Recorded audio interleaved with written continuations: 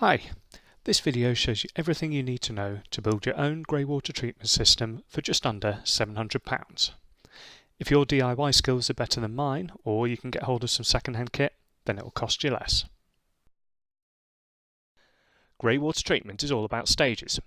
Stage 1 is the simple sink strainer that might already come fitted to your sink. This gets rid of the biggest bits of food, scrambled egg in this case. Next, you need to find the effluent pipe that leads from your sink to the drain. Keep the upright part of the pipe in place, but remove the horizontal one. Make sure you hang on to it. At every stage, you need to have a way of getting water to the drain in case something needs fixing.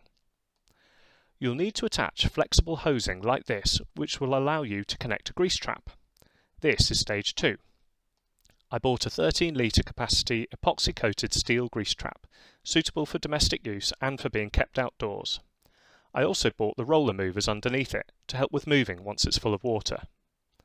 The black thing with a long copper pipe sticking out of it is the flow controller that came with the grease trap. I have to say this was a massive pain to fit as it didn't seem to be a standard size, so I'm not sure I'd recommend this company. The pipe is an air intake and it needs to be slightly higher than your plug hole. You can then attach a flexible hose to the outflow of the grease trap and let the water flow into your drain to begin with while you make sure it's all working properly. Like this hose, most of what you'll need for this project comes from the sort of aquatic centres that supply koi carp and the associated equipment. You can take the top off the trap to skim the grease off the surface, then put it in with your food waste, seeing as that's what it is. The lid then screws down onto a flexible seal to make sure no smells get out. Once you're happy that the grease trap is working, you can move on to the storage tank. To keep the price down, I used a heavy-duty storage box rather than a water tank. I went for one with built-in wheels, 150 litres of volume, and a lid that can be clipped on to reduce odour. You need to drill a hole wide enough to accommodate a tank connector or multi-stage hose tail so you can attach the pipe from the grease trap.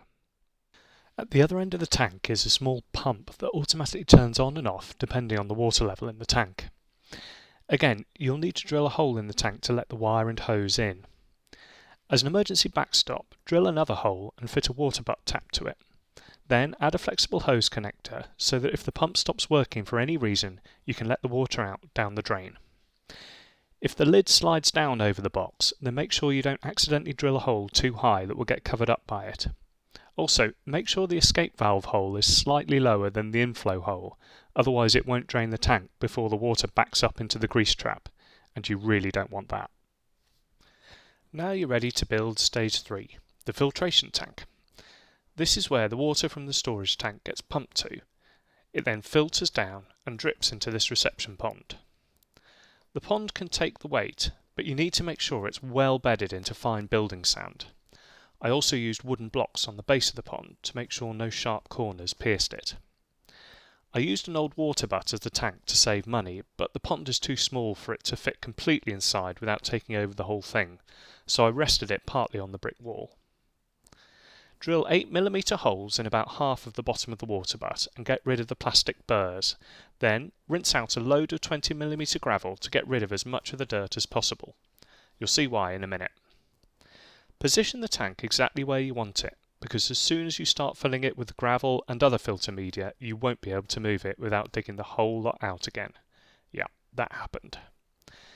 Divide the tank roughly into 6 and fill the bottom 6th with the 20mm gravel, the next 6th with pea shingle, then sharp sand, and finally compost.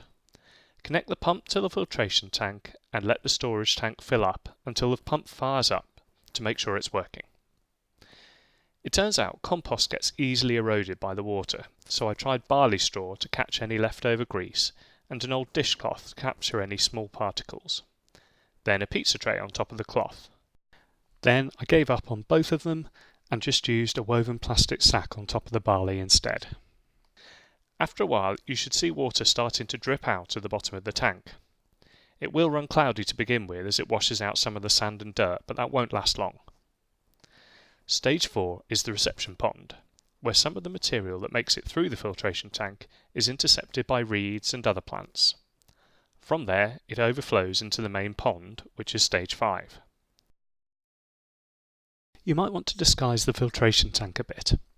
I bought a wheelie bin store, but you might have better woodworking skills than me. I was worried about oxygen levels in the pond because of all the nutrients going into it, so as well as putting in oxygenating plants, I fitted an aerator. You can see the clear tubes and the bubbles coming from below the surface. As with many ponds, you'll need to fit a pump to circulate the water. I chose one with an inbuilt filter and UV lamp because I was worried about too much algae growing in the pond. Finally, you'll need another pump with an automatic on-off function to pump water out to your garden through a soaker hose. Use one with holes at regular intervals rather than a porous one, as the pump doesn't produce much pressure.